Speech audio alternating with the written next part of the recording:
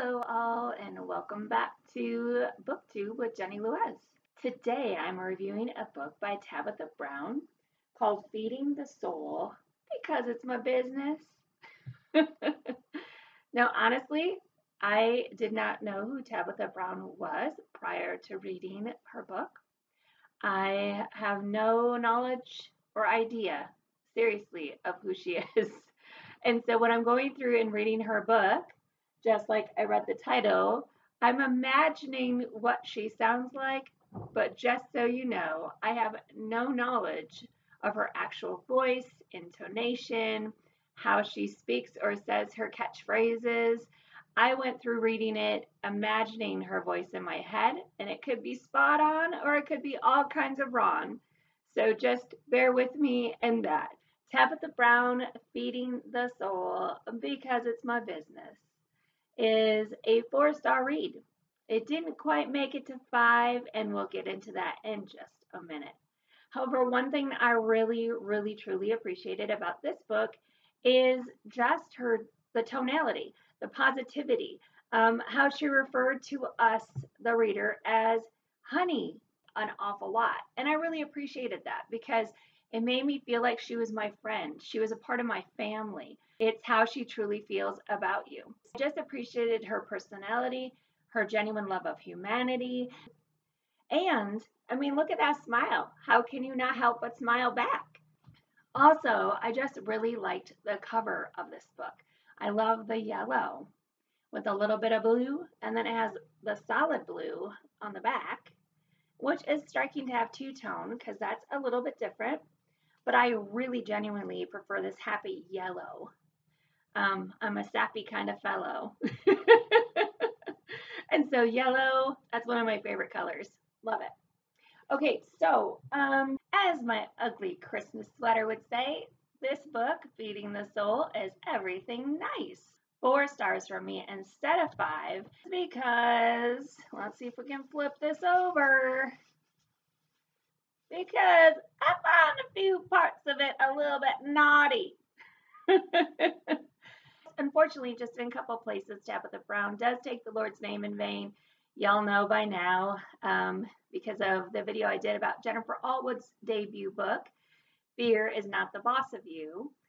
I am sensitive when it comes to the 10 Commandments and breaking God's law. And although we are no longer under the law because Jesus has set us free with his death on the cross, it's still there to guide us, not as a constraint, but actually as a way to walk in freedom because it's there to save us. As part of that 5 down to 4, I did dock a little bit because of compromise.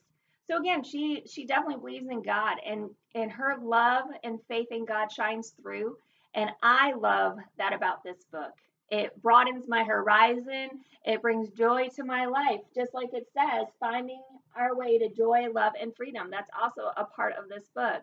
But I did have to dock another point, like I said, down from the 5, because the other naughty part that for me is naughty, the way in which she chooses to, you just be you, you do your thing.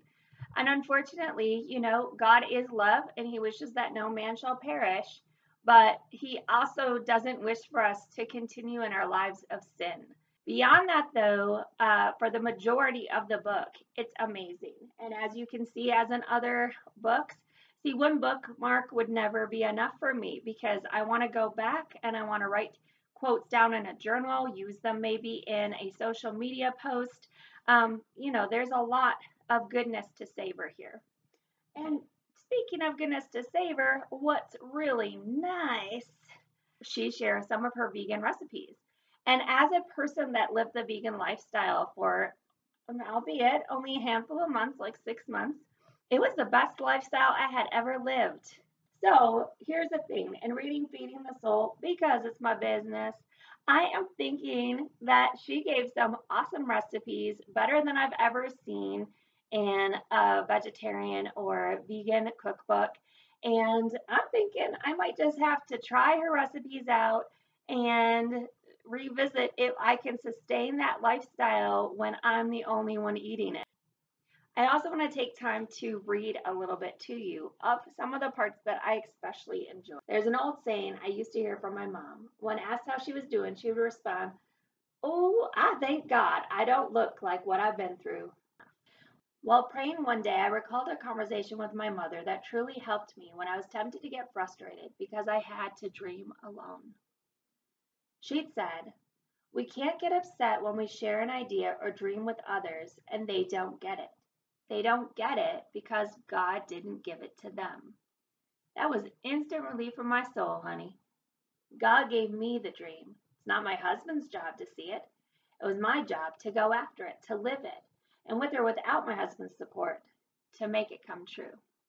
Page 59, the chapter title is Everyday Living Might Be Your Launching. Honey, listen.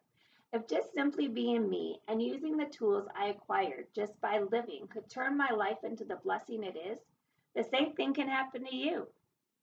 Kudos if you went to school and got a degree and are now working in your field. I'm proud of you, but that's not everyone's story. And I'm writing to that person right now. Baby, just because you can't afford to go to school or don't have the dream to get that formal training does not mean your dreams will not come true. Look at your life. Sometimes the very thing you do on a regular basis with no thought at all, you do it like breathing, will be the tool God will use to transform your life. Everyday living builds character. It sharpens that tool called life. It's everyday living that changed my entire world. For example, don't take being a mom for granted. You never know how learning how to cook for them kids, how to discipline them, how to change a diaper, and all the stuff that comes along with that will develop what you need in another area of your life. You don't know how God is going to use it. This degree that life gives you is everything, honey, and you can use it anywhere.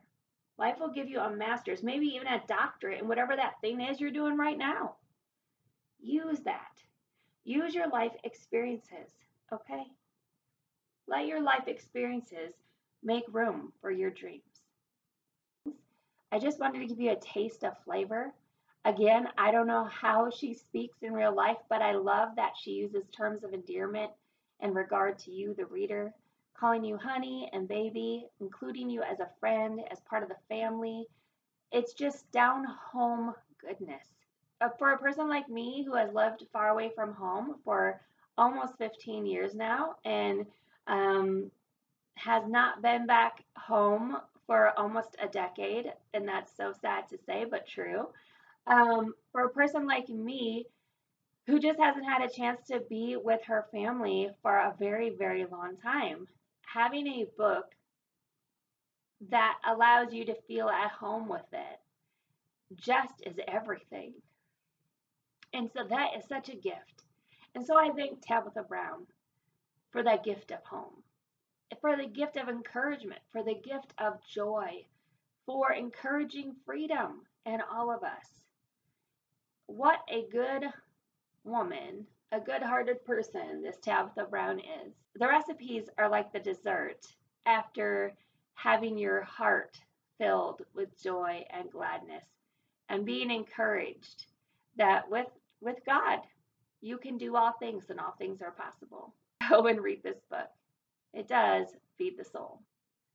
Joy to the world, the Lord is come. Let heaven and earth rejoice. May you read Tabitha Brown's book and find your way to joy, love, and freedom.